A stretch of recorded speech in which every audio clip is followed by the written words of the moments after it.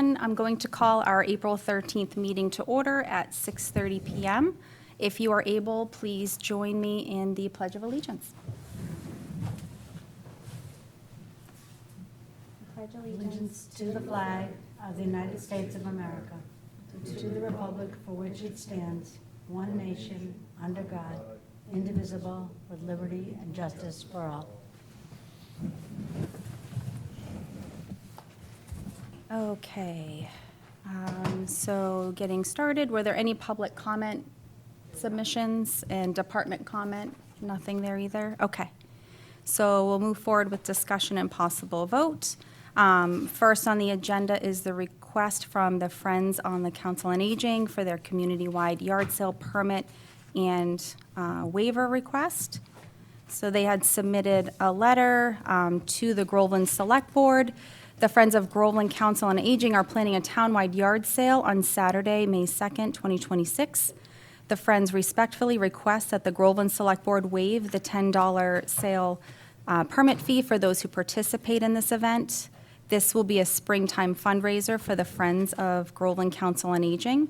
Participants will pay $25 per location with the goal of raising $600 plus, with 100% of the funds raised to be used in support of the mission of the Groveland Council on Aging. Information about the yard sale will be available on the Council on Aging and Friends of Groveland Council on Aging Facebook page. Registrations will be accepted until April 27th. We would also welcome any public notices such as on the town website, the electronic bulletin board, and in the town administrator's corner. Thank you for your support. Sincerely, Larry. So do we need to make a motion to approve the permit or just approve the request for waiver? It would be to approve the permit and waive the permit fee. Okay, so I'll make a motion to approve the permit for the Friends of Council on Aging community-wide yard sale and waive the fee. I'll second that. All right, all in favor? All right, 4 in favor, 1 absent. Yep. So next on the agenda, we have the 2026 Arbor Day, donation of trees by Steve Collins at Town Hall Complex in Elm Park.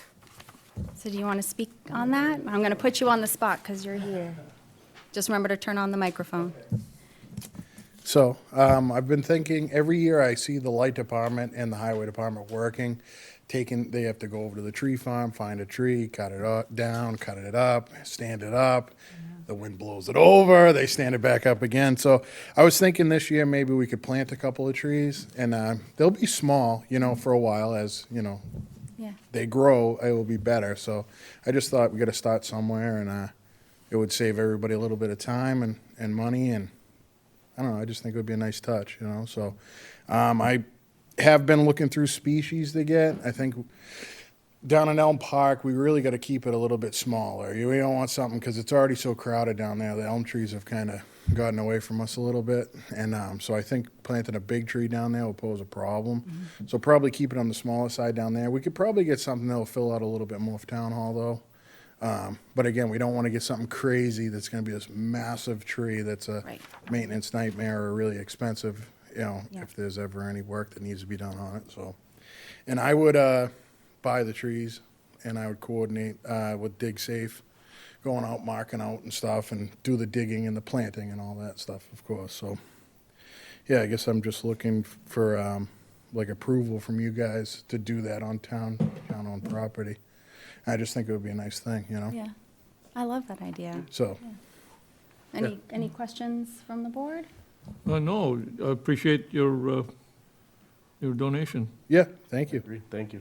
Yeah, so there is, I think Rebecca put together this bullet points for you. I just haven't confirmed the species yet of trees yet, because I have to see what is available before I can buy something, When you look online, you see all these different things that may work, but they may not be for sale in this area, you know what I mean? So once I make a selection to what I think would be the best fit I could email it to Rebecca, and she could forward it to you guys so you can see that. But I'm only going to choose something that, and obviously there's things that go on, there's blight, there's all kinds of funguses, there's things we can't control, but I'm going to at least set it up for, a positive future and get something. I know up here is sandy, and then down there shady, and so we have to find something that's gonna work in either spot. And it will be like an evergreen. It may be a spruce, it may be a fir, you know, I don't know yet, so. It'll just have the right shape. That's all Yeah, we need. kinda, I hope, We need you it. know, so, that's the plan, so, yeah. Excellent. So if you guys are good with it, I mean, I'll work on that. Arbor Day, I think, is like next week, so it may not work out exactly on Arbor Day, the planting, but it may, you know? Just depends on what happens, so. But we'll get it done. Well, thank you very much. I mean, it's nice to have some trees put in. We always have to take them down, it seems. Yeah, I take a lot down, so. Yeah. When I can, I try to put a couple back in. Yeah. so. No, we appreciate your efforts, and it's nice to raise the awareness on Arbor Day, too. Yeah, we that had need fun at to the- replace trees. Right. We were at the Bagnell School a couple of years ago and planted with the kids, and it was wicked fun, you know, so I've been looking for and to be honest with you, last year it kind of got away from me. And my wife's like, you know, Arbor Day's tomorrow, right? I'm like, oh, gee. So, Yeah. so this year we thought about it a little bit and gonna try this, so. No, this is wonderful. Thank you. Well, this is a great, I mean, wow, thank you. All right, cool. Yep. Do Yeah, we need thanks, to Steve. vote this or anything, Rebecca? Are we good?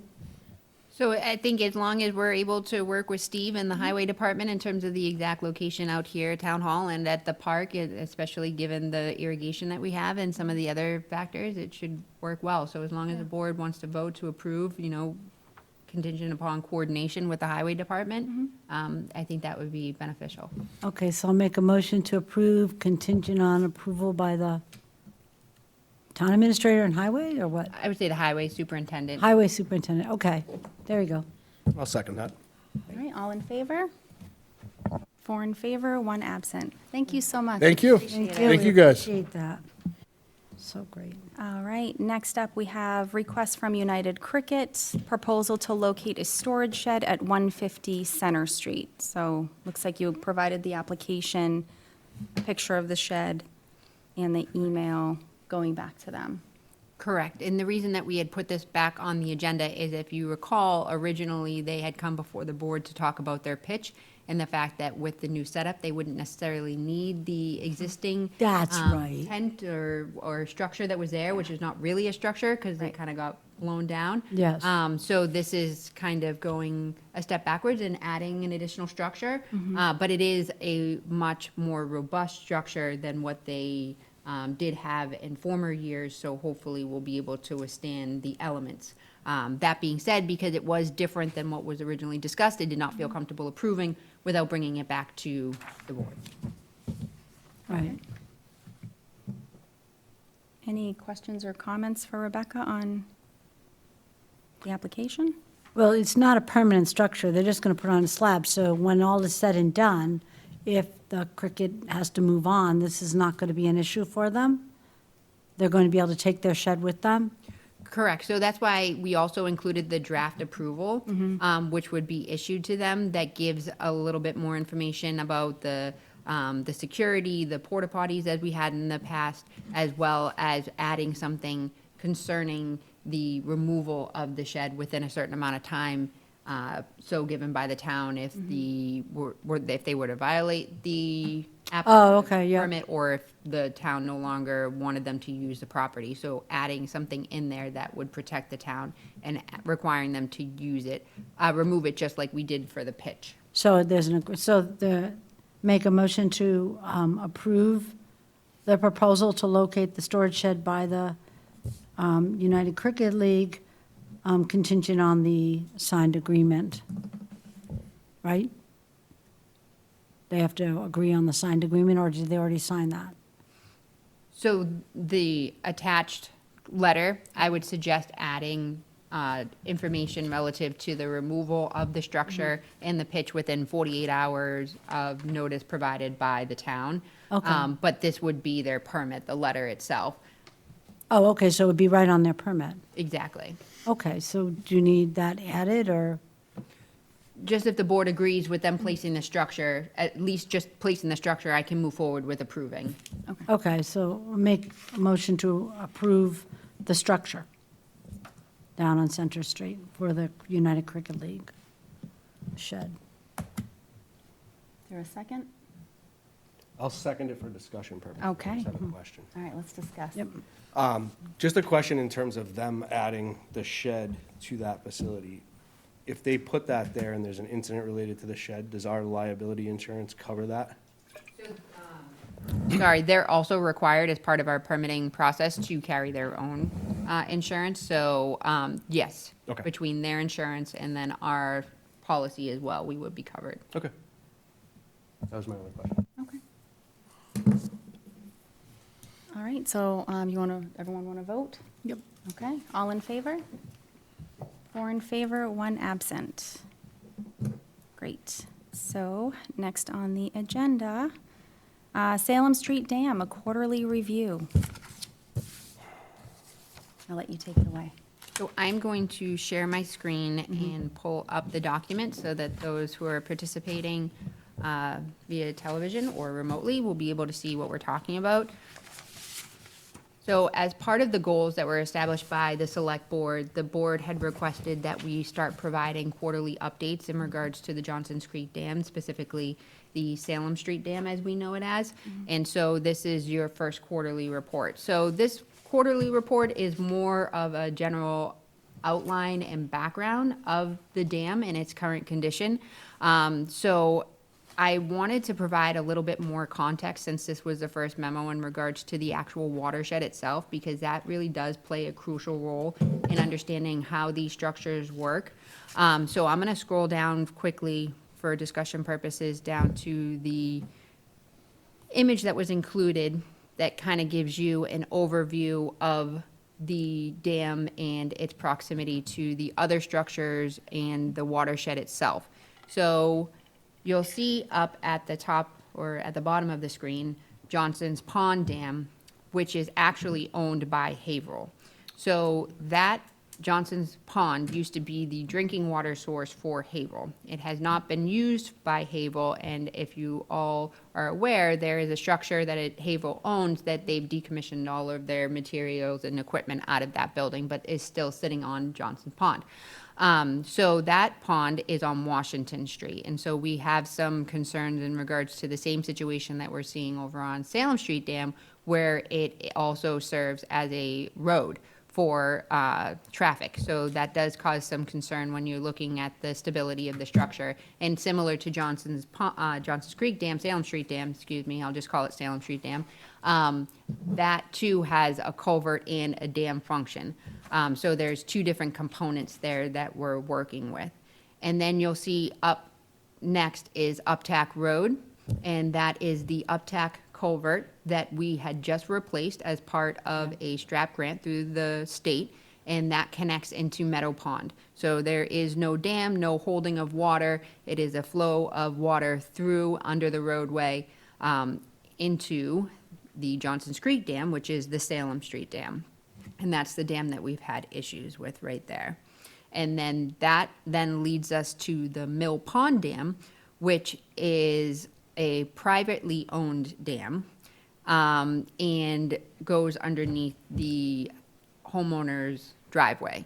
So that too has caused some problems, and the homeowner has been working with us in order to figure out a best way forward. The highway department at one particular point in time had tried to put a pipe in there to open it up since it's collapsed a little. You're all familiar with the owner, Don Graney. So there has been some work there to open up that passage so that they can allow for the water to go through. But it's not a long-term fix, so something to take into consideration when we're looking at the watershed as a whole. And then the next structure you'll find is the Pleasure Pond Dam, and that is the dam that's right behind 46 Washington Street, which is the former Water Department and Highway Department. That also, as you know, served as a swimming hole and recreation area years and years and years ago. We no longer use that site due to the Valley Screw building and the contamination. The logs from that particular structure have not been in place for over 5 years now. I'm not really even sure where they went, but they haven't been in place for quite some time now. So that area hasn't necessarily flooded in quite some time. It's been increasing at times based upon the rain events, but as you all know, we're in a drought conditions, so there's not a lot of water in that vicinity. And then the watershed follows down under Main Street and goes along out to the Merrimack River. So as you recall, we received a dams and seawall grant to explore the feasibility and design of the Salem Street Dam, also known as the Johnson Street Dam, to figure out whether or not we should repair or remove the dam based upon its current conditions and the impact to the roadway. So we've been working with GZA on hydrology and hydrologic studies and getting the relevant information in terms of the cost and what work would be associated with either one of those tasks. As you'll note also in the memo is the other coordination efforts that have taken place. So we've been working with the Massachusetts Division of Ecological Restoration, and they had provided us funding for additional preliminary assessment, and I believe that's the document that was provided to the board that showed with a preliminary estimate, you're looking at about $2.5 million for the either removal or the repair of the dam. We've also worked with the Nature Conservancy, and they provided us funding for $33,250 to, again, take a closer look at the watershed and the impact as well as the sediment and the soils where this would impact, because if you remove one structure, there's an impact on another, and if another is blocked, it will hold water, and then what that means downstream, and then if those logs are removed, so they all work collectively together. And then the Massachusetts dams and seawall money, like we had talked about, for the $98,625, and we just submitted a grant through the same program for $168,000, and that's for the removal of the Pleasure Pond Dam. So we have yet to hear whether or not we will be successful in our efforts, but that was the request that we recently made in regards to the watershed. And again, one of the reasons that we found that to be a priority was because downstream, we've had issues as well. So where the stop logs are no longer in there and the dam is not in great condition, the culvert going through, if you look down there, you can see there's like a gap between the end of the culvert where it outlets into the watershed, and it's just a huge gap. So you could actually like fall through the actual soil and stand on top of the culvert. It's not a safe condition. So looking at that a little closer and taking a second thought about when we talk about recreational access into the 150 Center Street property for recreational purposes, such as access to all the trails and the CPA-owned land, and wanting to enhance that when we talk about 46 Washington Street and the future and the potential, wanting to preserve that access and making it safe for people to utilize. So that was, again, another driving factor in trying to figure out what we should do next. And where with the Salem Street Dam, there's a lot of back and forth whether or not we should repair it or whether or not we should remove it, we figured that we should try and focus on the downstream efforts because those are going to be impacted no matter what we do with the Salem Street Dam. So it just seemed like the natural course to take while we continue to do our research and our due diligence on the Salem Street Dam. So the other thing I wanted to highlight with the board is that the regional efforts of our partners. So we have been working with the Merrimack River Watershed Council. Matthew Craney has been fantastic. He's looking to provide some additional funding that they have available to them to do some outreach and education, working with hopefully the Conservation Commission as well as other public groups in the area to discuss habitat and the ecological benefit for restoration of this particular area. He's already very familiar with the Conservation Commission and working with other groups in the Merrimack Valley, specifically the Merrimack Valley Planning Commission, which was how we were introduced to Matthew. So they have been working with us as well. So we hope to capitalize on those relationships and move this project forward. We've also received a significant amount of support from our state delegation. Senator Tarr's office has actually put in additional monies aside in his earmark for the Salem Street Dam. So to further those efforts, we'll be looking at trying to utilize those fundings if they become available to us once the governor signs the budget. So the rest of the memo kind of provides, again, an overview of some of the work that's already been completed, like the hydraulic and hydrology analysis, the geotechnical investigation. It talks a little bit about the sinkhole information, the sinkhole situation that occurred, as well as the slip lining of the pipe and the buttressing of the wall. So overall, I think it gives you a fair assessment of the current situation and the watershed as a whole as we begin to explore our options. So the next step for me is to follow up with GZA, who's the consultant which we've been utilizing for the dams and seawall grant, to figure out their final report, which will be provided to the select board, and then working again with our partners, using that report as outreach to the public to share information as to their findings and what we need to focus on and prioritize for next steps. And then hopefully receiving the grant from the dams and seawall for the removal of the other dam, which again is not the actual construction money to remove the dam, because none of this happens overnight. It would be for the design, permitting, and all of the necessary steps that we would need to take in order to then proceed with that next step of actual removal. So this is a very long, lengthy process that we have before us. But if there's anything specific in regards to the memo that you would like to discuss, I'm happy to do so. We can read through it in a little bit more detail, but my hope tonight was to just really kind of give you the overview of the watershed, let you know where we are from a funding perspective, and also where we are with next steps. All right, excellent. Any, Yeah, so this is great. I just have kind of one question and one thing I'd like to ask the board to maybe consider. I noticed that you mentioned in the memo that the emergency action plan hasn't been updated since 2020. So two things. When are we expecting that to be, the current update to that to be finalized? So our highway superintendent, Arthur Marcos, is actually working on that. So we had the opportunity to either try and find monies and hire a consultant to update the plan for us, or to have Arthur do it. Arthur volunteered to do that.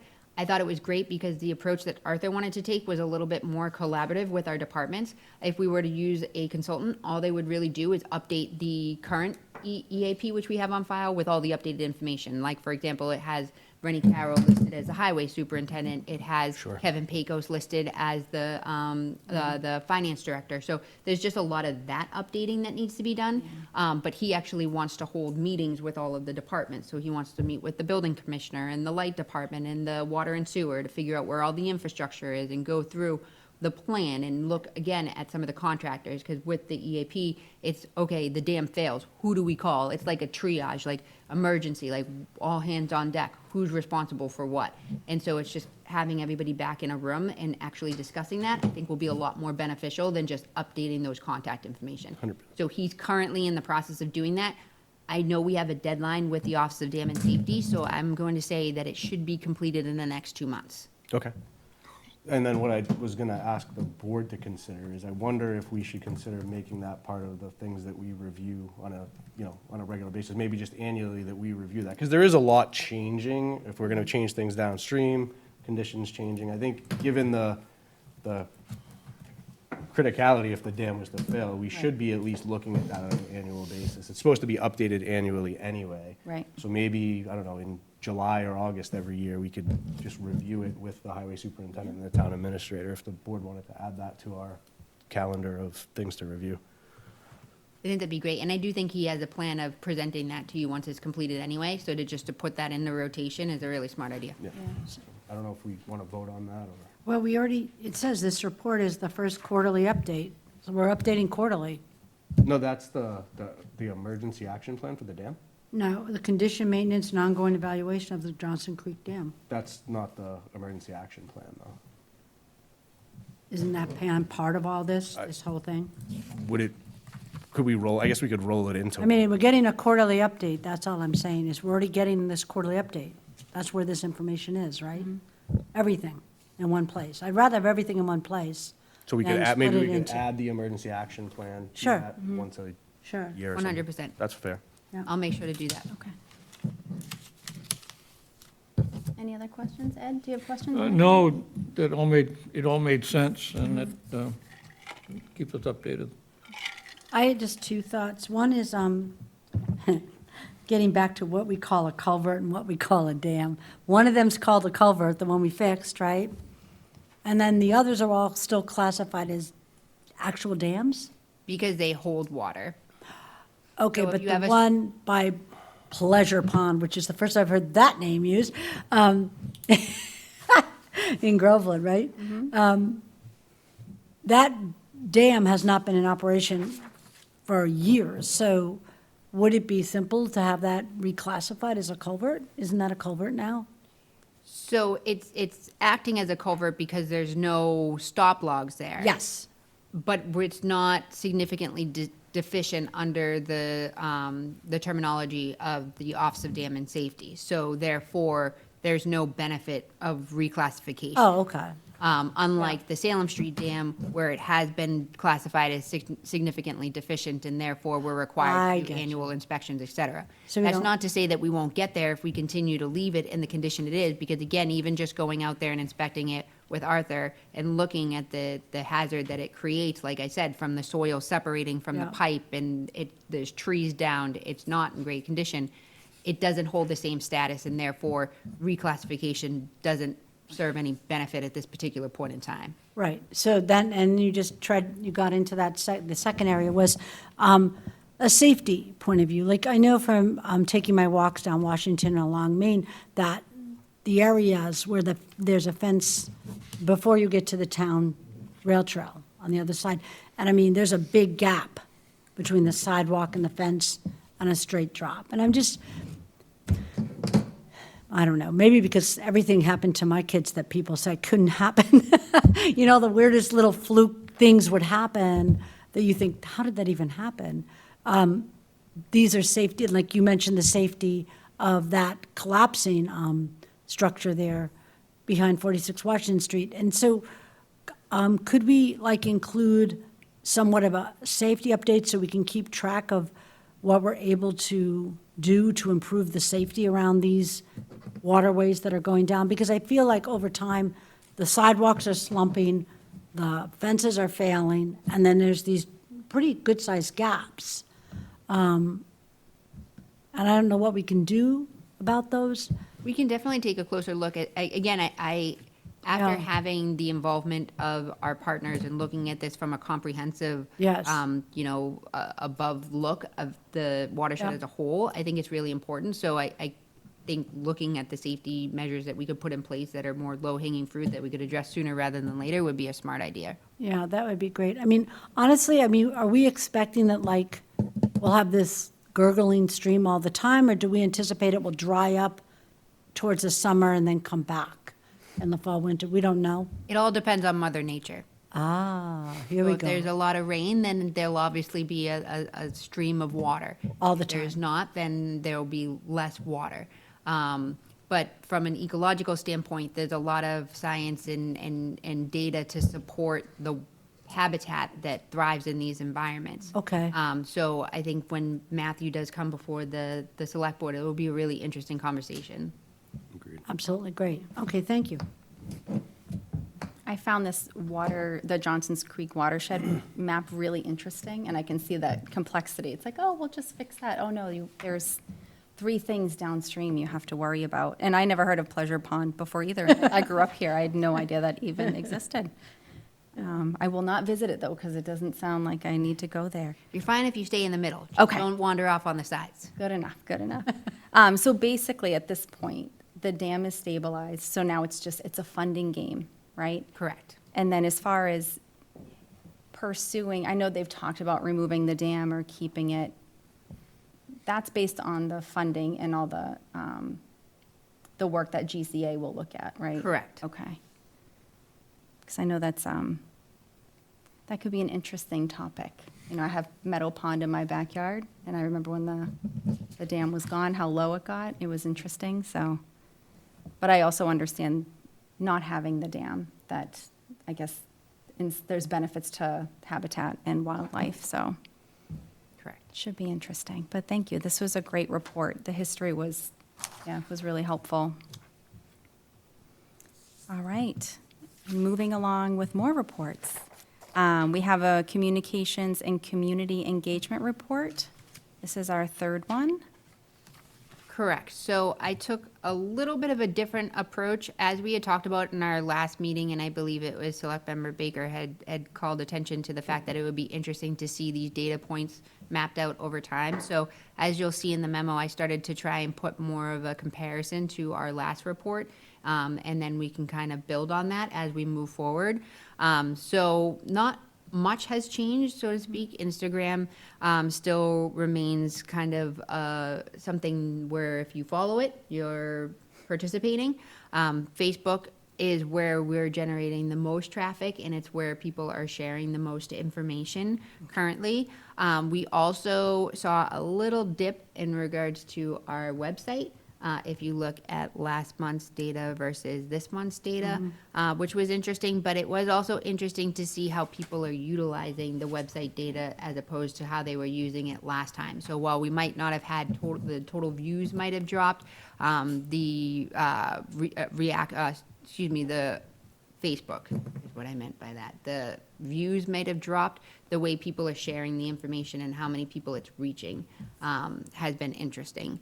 For the website, the same in terms of the actual usage. We're actually seeing an uptick in website usage.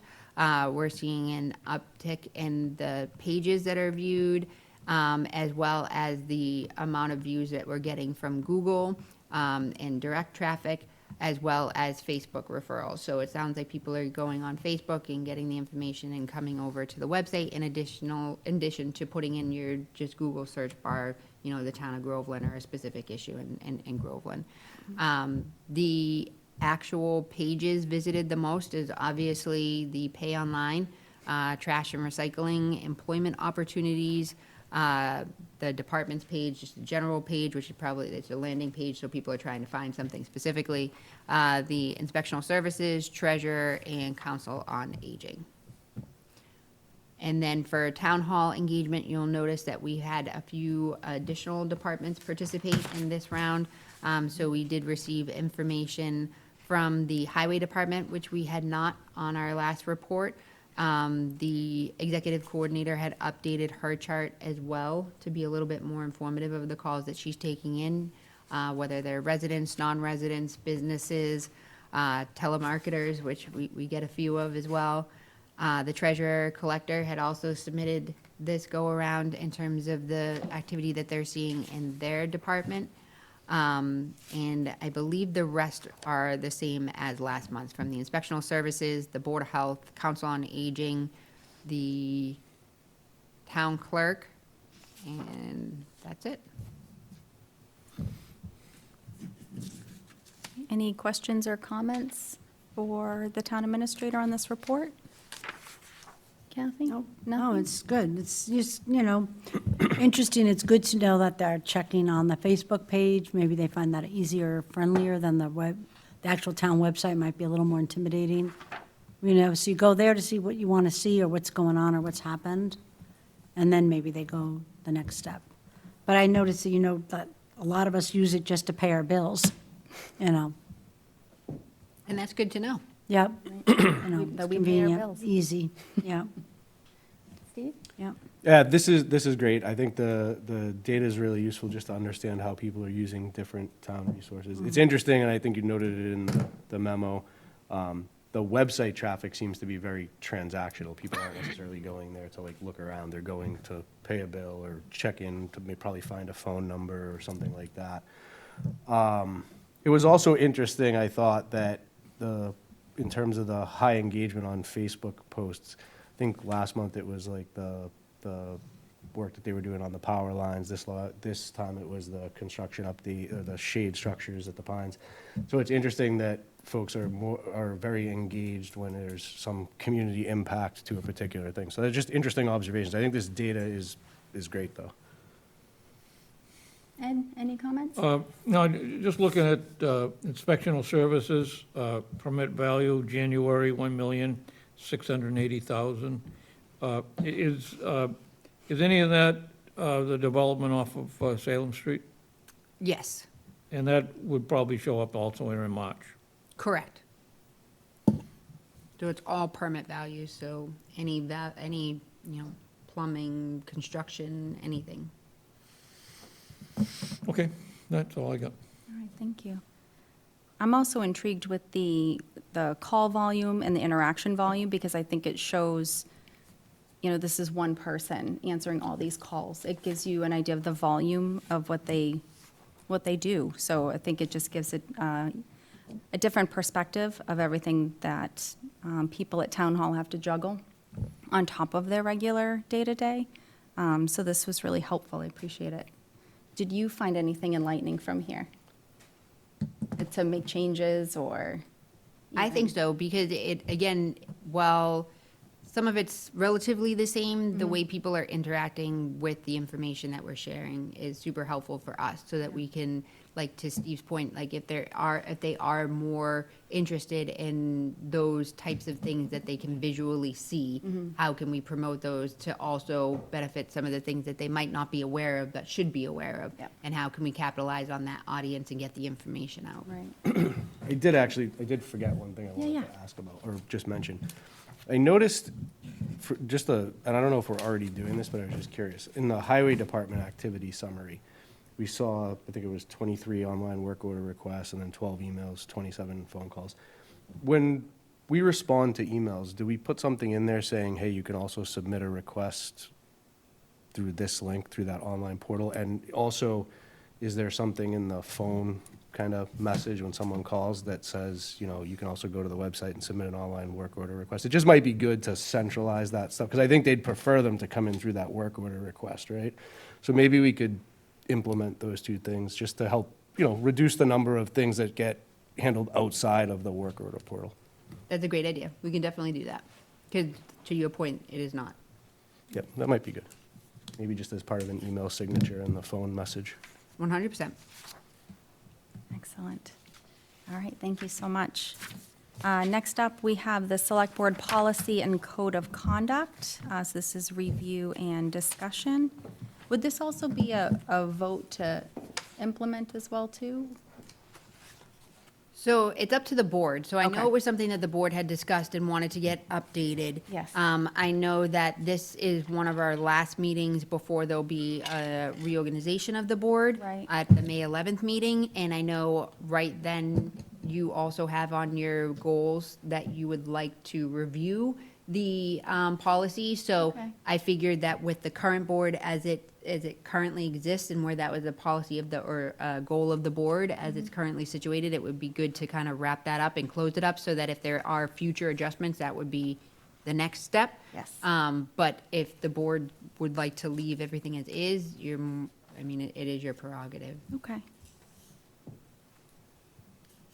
All right, did you have questions? No, I mean, we were trying to get something like this put together for a long time. The only thing I saw under the board members, and I know from reading like the parliamentary procedures, Robert's rules, town meeting times and all that, there is various ways to do these policies. And the one thing I thought about is the limits on debate. Obviously, the chair has authority within Robert's rules to decide when debate has gone on long enough and nothing new is being introduced, and say this will be it.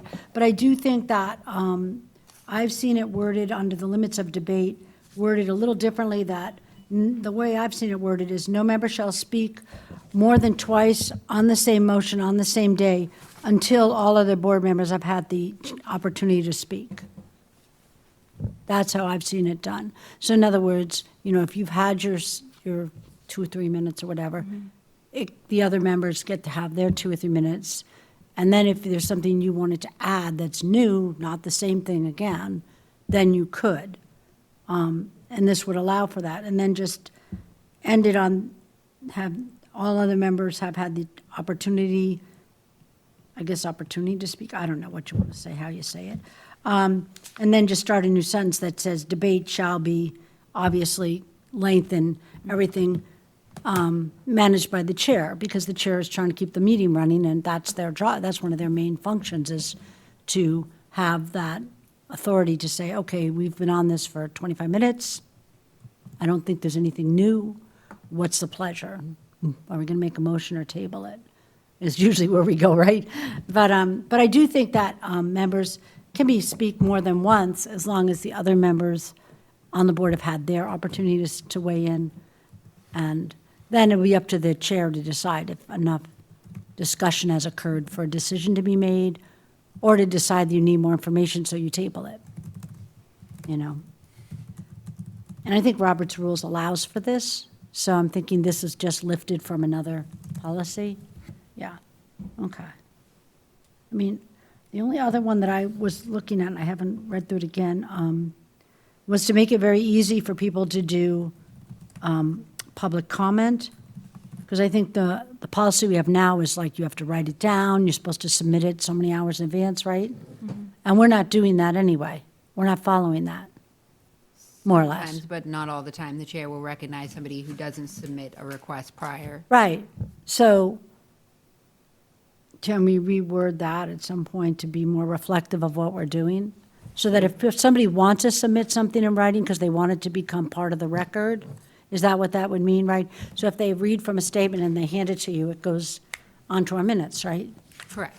Okay, but if they just make their statement and they don't give you anything, then it's just part of our minutes as it existed in the public comment, right? Recorded, yes. I mean, but does she include that? I'm trying to remember. So they record the comment, but if somebody were to request it as part of our packet, if somebody had a public meeting request, we would provide them that document that had the information that the person submitted.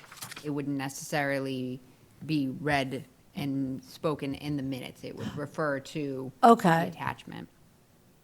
Oh, all right, so then, let me just think about that. So you're saying that if they submit something that they read from and they hand it to you, that will keep it on file? Correct, and becomes a permanent record Okay. of the meeting packet. Okay. But the minutes will only be, Of the meeting? exactly. Okay, okay. And I know I've seen before when we did the trash and we did the chicken thing, the minutes cover like the variety of comments, not the specifics, right?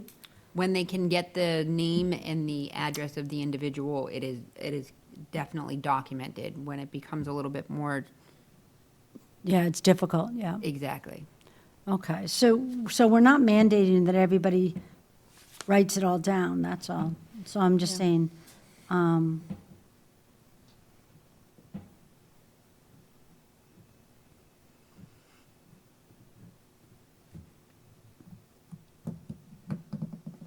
mean, this seems very open-ended. It doesn't say they have to write it down, right? Correct. I've read this before, I'm just refreshing myself.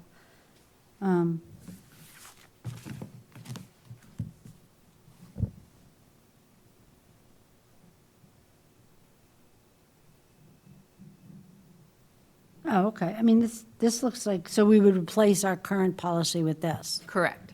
That, I would like that. That would make sense. Yeah. This seems very open and friendly. Yeah. Okay. So just the 2 points for you, Kathy? Well, yeah, I mean, the bulletin board stuff, that's such an ongoing thing. Do we need all these pages on it? Yes? It was advised by town council. Okay, fine. They want to be the, who gets to do what on what property. Okay. Other than that, I didn't see anything else that I thought of. Okay. Yeah. No, I don't really have anything. I agree with you, Kathy, that thing about only speaking twice. So Yeah. I wonder if we could do something.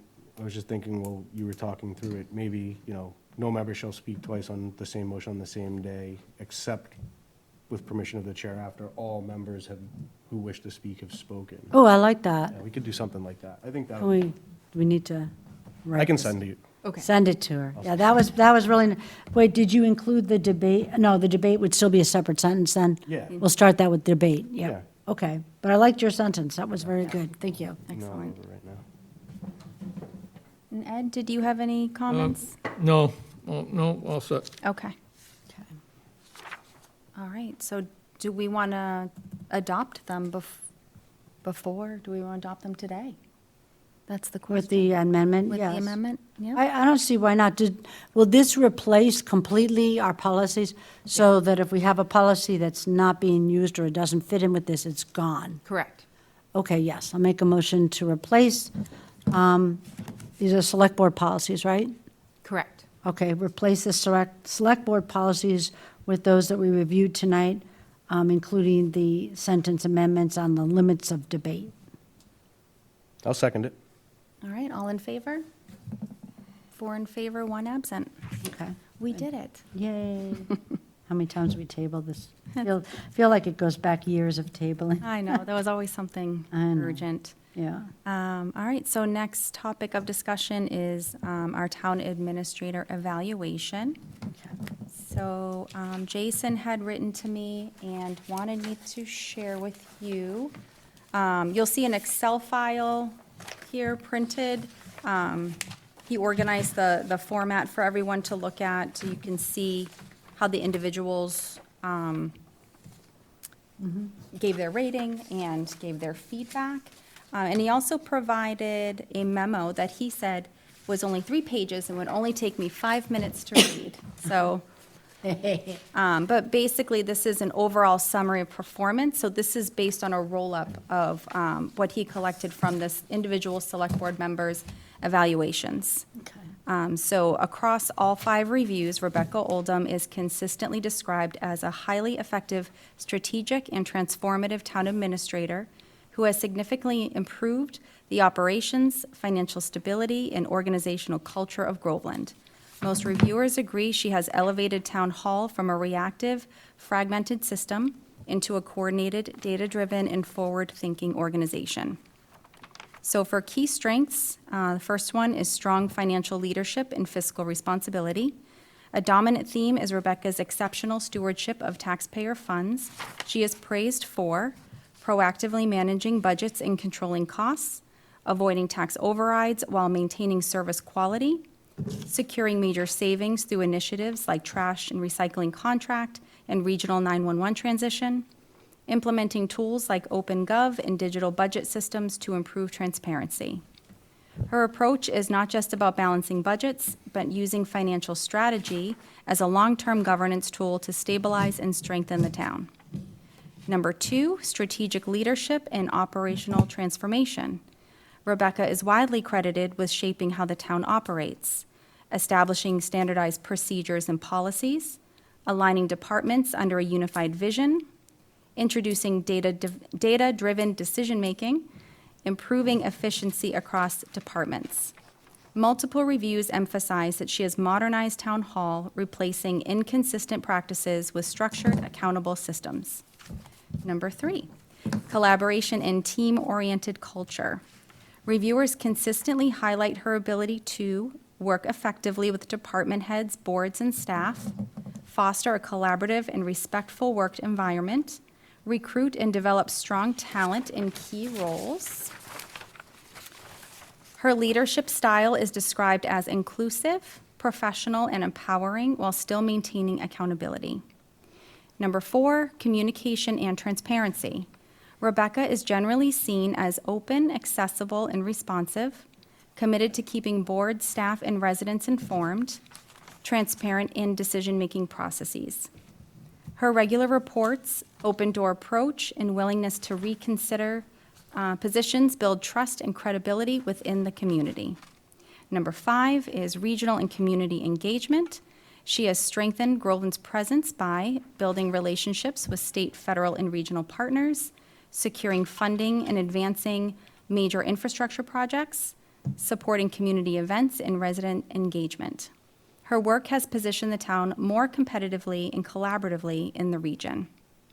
So some key accomplishments highlighted were the transition to North Shore Regional 911, major cost savings and service upgrade, negotiation of a favorable trash and recycling contract, implementation of modern financial and operational systems, strategic hiring that improved departmental performance, and advancing infrastructure and community projects like the Salem Street Dam. So some areas for improvement. Whilst feedback is overwhelmingly positive, several consistent and notable areas for growth emerge. So number 1 in that is strong direct recommendations. Some reviewers suggest she could provide more assertive guidance to the select board rather than primarily presenting options. Number 2 was communication refinement. Although generally strong, there are concerns about occasionally overwhelming pace of information, specific instances where information sharing to the board was delayed or incomplete. Number 3, administrative consistency and detail management. One review points to errors in meeting materials, such as typos and missing details, delays in providing requested information, missed opportunities for formal introductions or follow-through. Number 4 is organizational structure and HR oversight. A concern was raised about whether HR functions should be handled independently rather than by the town administrator, and ensuring impartiality in personnel matters. Number 5, time management and delegation. Suggestions include increasing delegation of day-to-day operations, structuring office hours and meetings more predictably, and maintaining focus on high-level strategic priorities. Overall conclusion, Rebecca Oldham is widely viewed as a key asset and transformative leader for the town of Groveland. Her strengths in financial management, strategic planning, and organizational leadership have delivered measurable improvements in efficiency, cost savings, and service quality. While there are areas to refine, particularly around communication consistency, administrative detail, and governance structure, these are generally seen as opportunities to build on an already strong foundation. The overall sentiment is clear. Rebecca is highly trusted, highly effective, and instrumental to the town's continued success, with strong potential for even greater impact as she continues to grow in the role. Was that 5 minutes? It was not too bad. It was good. Well done. Thank you. Yes. We need a vote to accept? Yes. Make a motion, we accept the report. I'll second it. Okay, any further discussion? No? All in favor? 4 in favor, 1 absent. Thank you, Rebecca. Thank you, Rebecca. All Just right. remember, you're a treasured asset. We will fight anybody that comes to poach you. Just, so you know. Right. So appointments and resignations, we have none. Approval of the minutes, so we have 4 sets of meeting minutes to approve. Yes. And it looks like we have a little bit of variety of attendance. So I'm going to suggest we vote on them individually, if that's Yeah. okay? I can vote on the first one. Let me get to it. Okay. That was the one I was there. Let me see. The second one, I think I was not there. I have a couple of revisions in the first one. Okay. February 2nd. Those present, Stephen needs a last name. Oh, that's true. He's just Steven. Just Steve. How about that? Nice. The second one, page 3, second paragraph. Kathleen Castronellis noted that the town manager wrote a phenomenal letter, should be town administrator. Yeah. Administrator.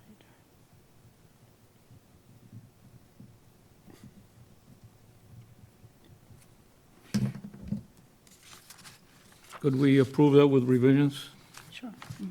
I'll make a motion to, did you already make a motion, Ed? What's that? Did you make a motion on that one?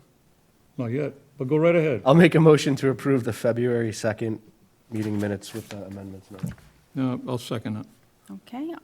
Any further discussion? All in favor? Yep. 4 in favor, 1 absent. The next set of meeting minutes is for February 17th. I'm going to recuse. I wasn't there. Okay.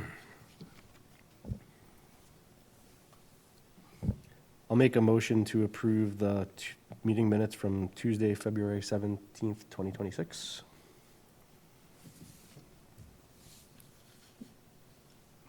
I'll second that. Okay, all in favor? Yep. All right, 3 in favor, 1 recusal, 1 absent. Yep. Now we have the February 24th. I was not in attendance, so I will recuse myself from this vote. This was our attendance at the school presentation. Yes. Yeah, so I didn't see anything wrong with that, so I'll just make a motion to approve the meeting minutes for Tuesday, February 24th, 2026, as presented. I'll second it, but can we vote on that if only Kathy and I were there? Because Ed Oh, wasn't there. Ed wasn't. Jason's not here, so I don't know Okay. if we can approve that. So we'll table that for, We don't, yeah, because there's no real rule of necessity on minutes, so we can just bring them back. Okay. So I'll make a motion to table the Tuesday, February 22nd approval. Second, 24th approval. all right, all in favor to table? 4 approved, 1 absent. Then the last ones we have are for March 2nd. and I was there, right? Yep, I think Jason was the only one absent there. okay.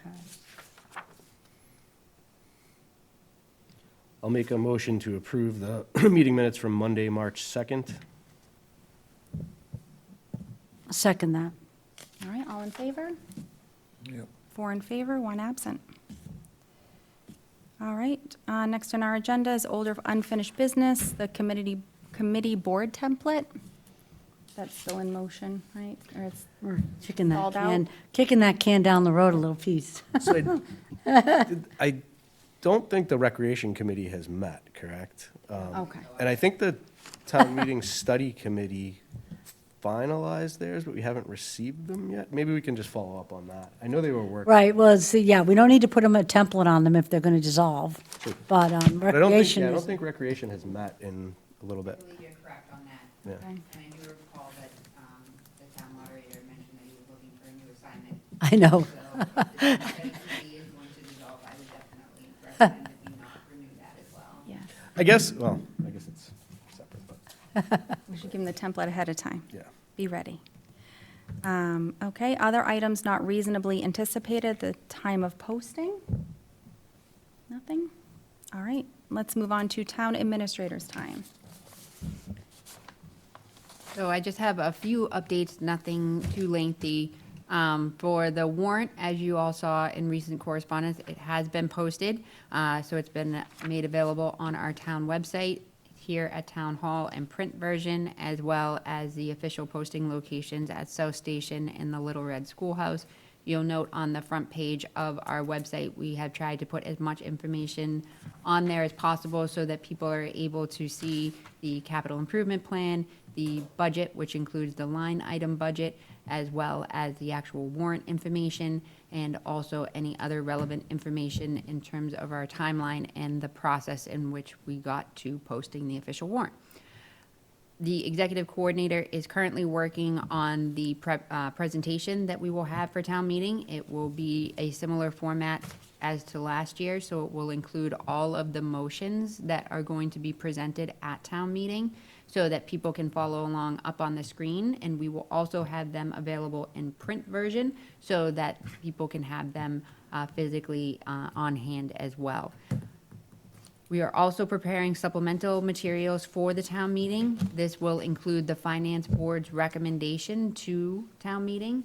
It will also include the full line item budget, and the Community Preservation Committee has put together a synopsis of each of the projects that they have put forward, as well as some information pertaining to the fiscal year 2027 process for submitting an application. There has been some changes, and they would like to share those with the residents who attend town meeting to see if there's anybody who would also like to submit a project for the upcoming year. Since again, it will be much different than it has been in the past with eligibility applications and then a more formal application that will be due later as opposed to the December deadline, which it has been for the last few years. We will also have a one-page flyer regarding the trash and recycling changes that we will be putting forward as of July 1st. So I have a meeting with our contractor, Mello, to sit down and go through the routes that they have proposed, as well as identify the weeks that will be recycling for those routes, because it will be bi-weekly. We will also try and include some information regarding the cart distribution. If it is passed at town meeting, we will then provide a more detailed information, but this will be our first opportunity to share with residents that there will be a change and what that change looks like. We will also include a website link and a QR code on that flyer, and if folks use that, they will be able to link to a page which will provide updated information, and it will be real-time updated. So if there is a change, you'll be able to look at the routes, if there's additional information. We'll also be using other platforms as well, so please don't think this is our only chance. We will be using, as select members, Baker had mentioned, the school newsletter. We will be sending out social media. We will be putting in the Council on Aging newsletter. We will be hopefully putting it in a town administrator newsletter. So we'll be trying to get it out in multiple different ways. We will have it in print, we will have it in digital. So we are making sure that we're providing it in as many places as possible, but we just figured, based upon the feedback of the select board at one of your more recent meetings, to use town meeting as a way to first get that initial information out would be a great opportunity, especially where the contractor has just about finalized the routes and we have more information to share. So stay tuned. So we'll have that flyer. We will also have a large print version of the recreational marijuana zoning siting locations. As we displayed on the screen, it's not entirely easy to read because we did try and weed out where the daycares and schools, in addition to the residential locations, were, but we will have a larger print version so that you can see that. We'll also display it on the screen, so hopefully people can see, and then we'll also have a handout so people can look at it. It, again, might not do the trick, but we are trying to find multiple ways to have that information handy for town meeting. For the janitorial staff in VZ Memorial Park, myself, the Conservation Commission Subcommittee, and the conservation agent conducted interviews for the staff position at VZ Memorial Park. We had a couple of great candidates who interviewed for the position. I'm very happy with the way that things turned out. The Conservation Commission Subcommittee is going to be reporting back to the Conservation Commission, and the Conservation Commission will then be making a recommendation to me as the appointing authority as to who they would like to see in the role. And then hopefully soon thereafter, we will be making an appointment and filling that role. I did want to give a special thank you to the director, Vanessa Lopez, who participated in the process and has also been helping clean the facility during this time. She's been fantastic, and I really do appreciate her stepping up in this transition time. I also wanted to alert the board, as we had talked about a little earlier, that the shade structures at the Pines Recreation Area are finally being installed.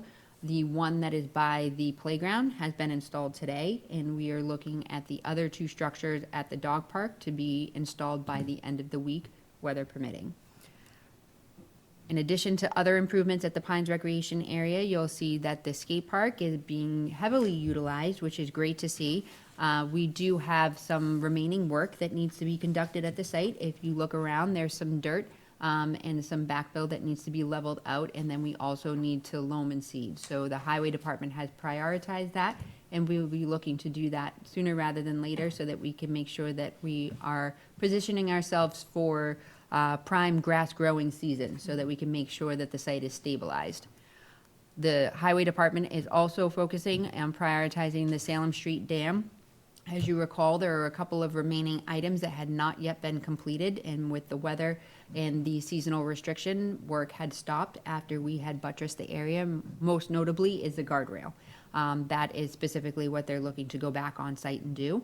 The seasonal restriction, I believe, will be lifting on April 15th or so. So just in the next few days. So the highway crew will first focus on the skate park, and then they will head over to the Salem Street Dam and they will finalize that work. So we are very appreciative of their efforts and everything that they do. And then I did want to update the board on the progress of 46 Washington Street and the feasibility study. If you recall, we had received multiple funding sources for this project. So we have the earmark that Representative Ramos was able to secure for $25,000, and then we received a rural development grant for $28,000. And then due to the efforts of Select Board Member Castronellis back in 2021, we have $7,200 remaining in regards to or supplementing the monies that we will need for the survey of the site. And that survey will include, because of those additional funds, the topography as well as the wetlands, which is something that's really important as part of the overall review of the site. So we had our kickoff meeting today. We have engaged with Innes Land Strategies Group to lead the study. They will be working with RKG, and RKG will be focusing specifically on the market analysis component. And then we will also be working with Williams and Sparages for the survey of the property. So working with Innes Associates positions us, I think, in a more positive light because of the information that they have already become familiar with as working with us on the 150 Center Street or 150 Center Street feasibility study, as well as the comprehensive master plan. So they are very familiar with the corridor, they have become very familiar with the town, and I think that they will do a great job. So as part of this process, one of our main focus points is going to be the community engagement and engagement with our boards and commissions here in town.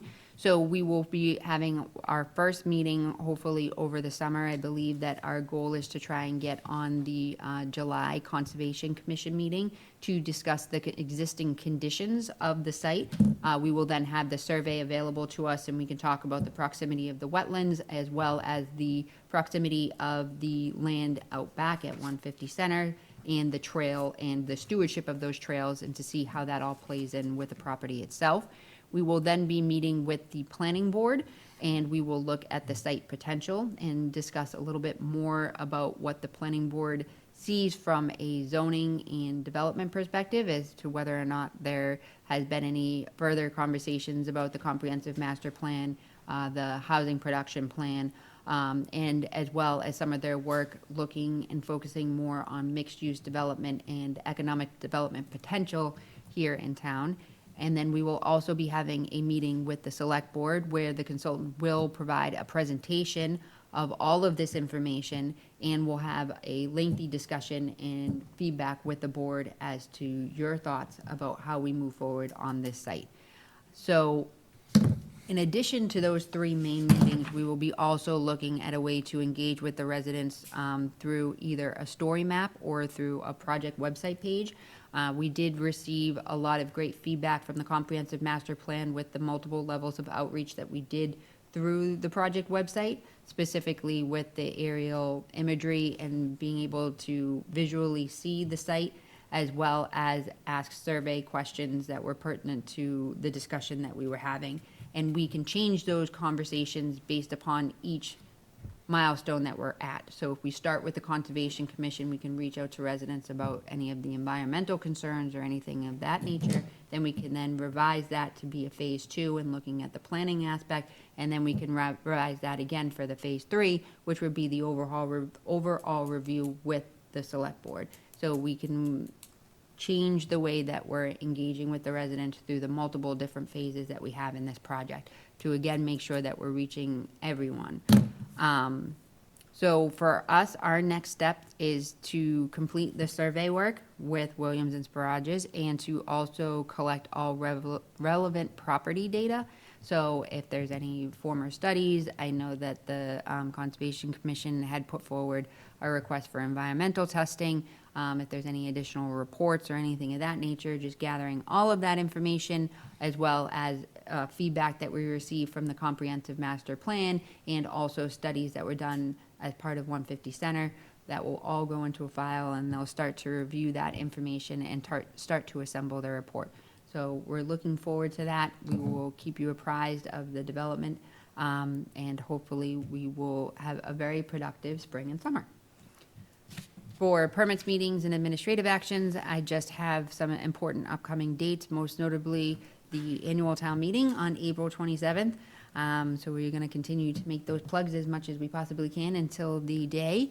I also wanted to call your attention to the Whittier RAC meeting. We will be having our next Whittier RAC meeting this Wednesday, April 15th. As part of the correspondence you'll see later in the agenda, there is some information that we received from the MSBA that I thought was very interesting. So again, I just wanted to highlight that. And then also to remind the select board that we will be closed on Patriots Day, April 20th. For procurement, there's only 2 new contracts, was the 46 Washington Street feasibility study, as well as signing a contract with Minuteman Press for the printing of the annual town reports, which we are going through the final proof today. So hopefully that will be wrapped up and ready to go, but we'll meet our deadline as statutorily required by the select board to have a printed copy of the town report at town meeting. For projects in progress, not much has changed in that regard. I do want to highlight that we did have our first meeting with the IT working group. I thought that it was very productive. I'm feeling very positive about our pathway forward. I feel a lot more comfortable. I do want to thank Select Board Member Baker for participating and taking his time to give his feedback. But we're looking to provide an 18-month lookout, looking to update our policies concerning usage here in Town Hall, even to just educate staff in regards to cybersecurity concerns, phishing scams, and things of the like. So again, we have a pathway forward with concrete items that we can start to address, and we'll have more to report to the board at our next meeting, at our next meeting in May. For community preservation projects, the shade structure is really the one that's the most outstanding, which we just talked about earlier. Grants we had talked about as well. For the Pleasure Pond Dam, that grant was submitted, and also we're hoping to hear shortly in regards to the municipal fiber grant that we had applied for in January. For the financial snapshot, you'll see we're getting closer to the end of the fiscal year, so you will see that our accounts are getting closer to the 100% marker. We are still watching those key accounts that we discussed at our last meeting, specifically technology. We are looking for a transfer, as we discussed. But otherwise, all other line items seem to be tracking as planned. For meetings, events, and seminars, there hasn't been too many since things have been very busy with town meeting and budget, but there's a couple on there, and if any of you have any additional questions about any of those listed or anything else on the memo, I would be happy to discuss them further. Okay, any questions or comments? A Town couple of administrator? quick ones. It's actually on the warrant, but it's the trash and recycling bin disposal. It's 15,000. I thought that it was going to be a little pricier than that. No. So Okay. we actually think it's higher. I mean, we actually think it's lower than what we. I'm looking at you going, what world are we in? So what we did is that, one of the key takeaways when we talked to the contractor and others is that some people might elect to keep their Yes, they current might. bins so that they can use it for, Yard, trash, whatever. other, Yeah. cleanup of their yards, et cetera. So what we did is we estimated 2 trash carts for each household. Okay. And then with the tonnage disposal rate that Mello provided us, Oh, okay. we did a calculation, so we gave ourselves a lot of wiggle room there, Okay. just in case. And Good. what we'll do is we'll have 2 or 3 days that we'll set aside, and residents will be able to, again, the location is not defined, but could drop their cart or bin off here or at the highway yard. Yeah. And we will take them and dispose of them properly. Okay. So once those details are defined, we'll be able to share those with everyone. But to be honest with you, the estimate based upon the tonnage of the disposal cost for each cart was again, that number is higher than what we were thinking. Oh, okay. Okay, that's good to know. With respect to the 46 Washington Street, we're still looking at the building as historic, right? Am I right or wrong? Right, I mean, it's not Yeah. necessarily playing into anything right now. We're just looking at the feasibility of repair and Yeah. potentially reusing the building. Yeah. So whether or not we use it for a community purpose, or whether or not we look at a lease, or whether or not we look at selling the building. Yeah. So the options and what the market is showing as a viable use, whether it be residential, commercial, currently it's Yeah. zoned business. So the historic aspect hasn't really played into it because we're not really looking at demolition of the building as much as Okay. we are reuse. Okay. So the other question I have was because of the Superfund site extends down there, the test wells are still on that property. Does that limit what the town can do with that property until such time as the test wells are removed?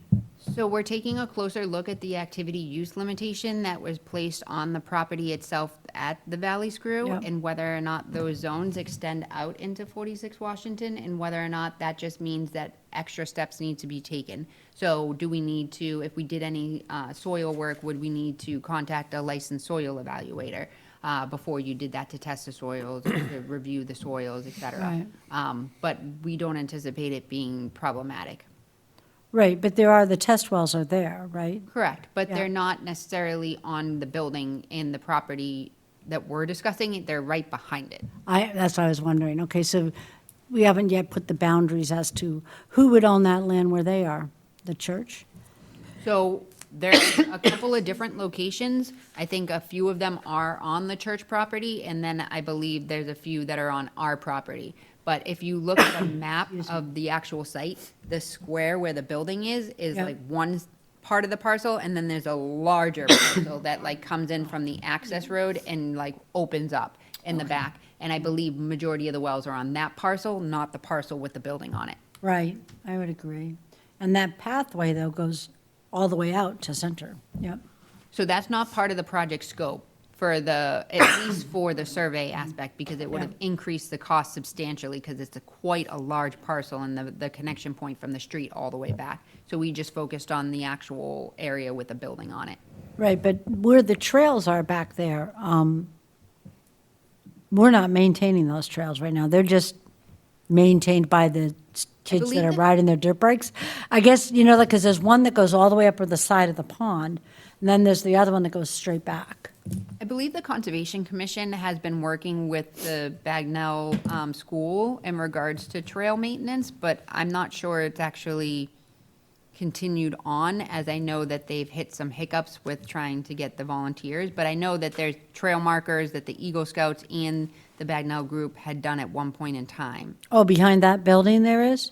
In the back of 150 Center, where if you were coming in that direction and you were to come out on the other side, so they're all connected, all of the Right. trails are connected. But I'm talking about the trail that goes up the side of what we now call Pleasure Pond, Fantasy Island Pleasure Pond. I know that if you're coming from 150 Center and you come out to the side and you walk along the pond all the way down to that outlet like you're talking about. Yeah. That the only reason that I know that it goes in that direction is that there's a trail marker that's. Oh, okay. A wood, like a wooden marker with an arrow that points in that direction. Huh. So Interesting. I know that there was trail maintenance at one point in time. I just don't believe that there has been in quite some time. Okay. Thank you. All right, any other questions? Not so much a question, but just a suggestion, circling back to the rollout of the new trash contract. I was thinking about, kind of in conjunction with our looking at engagement and how people engage with the website and Facebook.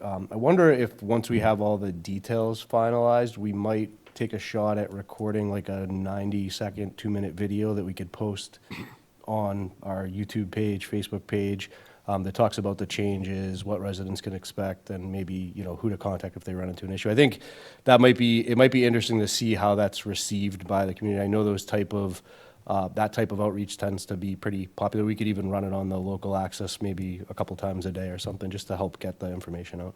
We can definitely do that. I know that working with the Council on Aging Director, we have already scheduled a coffee hour to discuss the upcoming trash and recycling changes, and myself and the Board of Health Administrative Assistant will be attending and providing information. So we could do something similar, or have the board do something. Yeah. We can definitely do Yeah, something. I think something short, like, 2 minutes or less probably is good, right? You want to direct it? You want to star in it? If we have a volunteer. Possibly. Sounds like a What's Up Groveland announcement to me. But I know what you're saying, those I love short that videos, show. Yeah. people just like that instant thing. They're not necessarily going to watch a 30-minute meeting, but they'll watch a Exactly. 90-second Right. video. We can do that. We can show the routes. We can give some quick snapshot data. We can do all of that. Sure. Yeah, I think it would be good. And Ed, do you have any? The financial snapshot, that is as of what date? That is of today. Or today? My concern is that the town council, 10,000 plus left. Is that enough with the upcoming town meeting warrant articles that they'll have to look at? And is that going to be enough to cover it, or There is not. So we had requested as part of the annual town meeting warrant A to transfer. make a transfer so that we have sufficient funds to take us through the remainder of the fiscal year. Okay. The other question was, with the new trash contract as of July 1st, is that going to be enough to get the trash barrels out to the residents? We believe so. We're looking at rolling out the new trash bins in June. So we've been working with Rarig, and they're the company that had done the recycling carts. So they're familiar with all of the addresses, and we learned from the rollout of the recycling which addresses have multiple units and which residents have expressed an interest for a reduced size barrel, et cetera. So we do feel very comfortable that we'll be able to get the carts out in a timely manner. How do they pay for that? Because it's going to come up at the town meeting at the end of the month to support that, but how can that be expended before it goes into effect in July? So the bill for the carrying out of the project does not occur until July. Okay. Okay, that's all I have. All right. Excellent. So next up, we have Select Board time and reports. Ed, I'll start with you. Anything to report? Just a reminder that Earth Day is on 4/22, and maybe some people can get out in the neighborhood and pick up some of the trash on the side of the road. If you walk down some of these streets, it seems like an abundance of trash being thrown out the window of vehicles lately. But it's not just here, it's everywhere. And you go down Center Street from the church down past 150 Center Street, and the amount of nip bottles along the road are unbelievable. And I know Mike's not throwing his out down, he's probably taking them home. But if you walk down there, it's a mess. Center Street going the other way down towards the pond, that's a mess. Most of the side roads or the back roads are just awful with people throwing stuff out the window. Maybe you could work something with the neighbors and pick up some of the trash along the roads by their houses, and maybe some cooperation with the highway department and pick up the bags later. And that's all I got. Thank you. Steve? Just a couple of things. First, I wanted to thank the Groveland Light Department for resolving the power outage last week so quickly. I think it was out for all of 20 minutes. It affected a big part of town, but they fixed it very fast.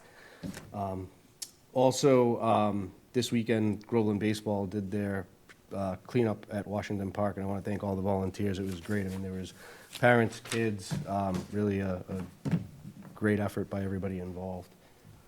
And then last, I wanted to request a future agenda item. I was wondering if we could ask the police department for some data on traffic stop trends in town over the last maybe 12 to 18 months.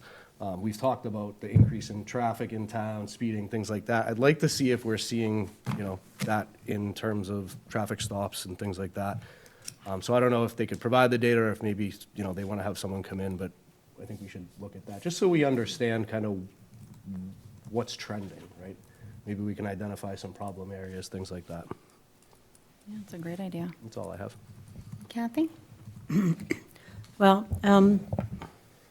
so Greg Morris passed away. I don't know if y'all knew who he was, but I did, because he and my husband were on the fire department, as well as Greg's wife Diane, for years, at a time when it was truly a volunteer thing, and they just all jumped out of bed for no good reason to run out in a truck and put out fires, and I thought that was the craziest thing I've ever seen in a town. But he was a phenomenal firefighter, great father, really nice guy, overall great family. My children were in school with some of his children too. So, we feel for his family right now. We value his service to our town.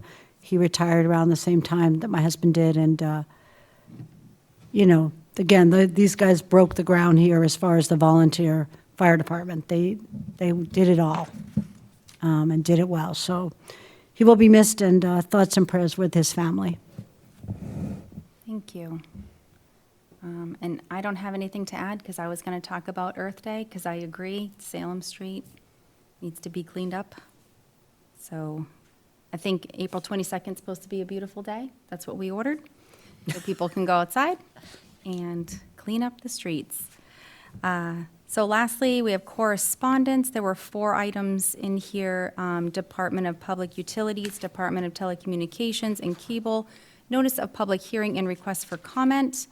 We have an appointment letter for Michael McIntosh to the position of full-time police officer, letter to First Robotics, and enrollment letter and study enrollment certification for the Whittier Regional Vocational Technical High School project in the Whittier Regional Vocational Technical School District. So just as a reminder, our next scheduled meeting for the Select Board will be Monday, April 27th at 6:00 PM, prior to annual town meeting that starts at 6:30 PM, not here at Town Hall. Make sure you go to Bagnell Elementary. And so I think we have concluded our agenda for April 13th. So may I have a motion to close the meeting at 7:55 PM? Motion to adjourn. Second. All right, all in favor? 4 in favor, 1 absent. Thank you so much. Yep, you're welcome.